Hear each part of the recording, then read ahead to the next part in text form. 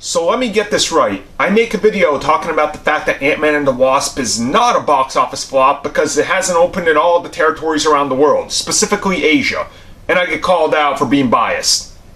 And now that it's opening in these territories, it's about to break records.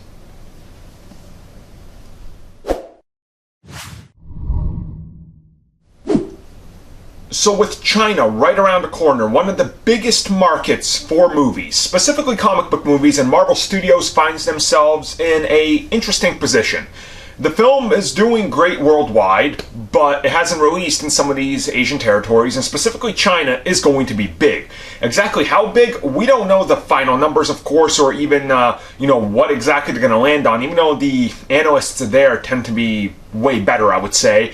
But it's estimated that it's going to make about 70 million on the high end and around 55 to 60 million on the low end. So let's say 65 optimistically for 3 days, which makes Ant-Man and the Wasp one of the bigger box office hits overseas. Not only that, adding that and then having 6 weeks to go until the movie is actually out of the territory. If you're opening up with 65, let's say realistically the week after you're making 30, then 15, then 8 to 10, it's going to make over 100 million within a couple of weeks just in that territory.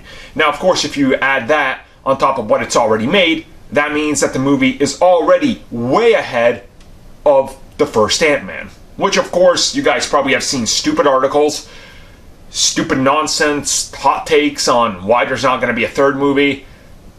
Even stupider people trying to say that the movie's a failure, yet ignoring completely the stagnant release that took 3 months across the entire world because of the World Cup and various other things getting in the way. So you just kind of have to,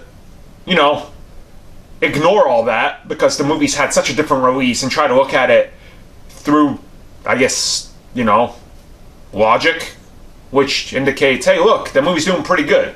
So in the end, how big is the movie going to be? Well, it's definitely going to be bigger than Ant-Man. Now, where exactly it all falls down to a couple of these territories, right?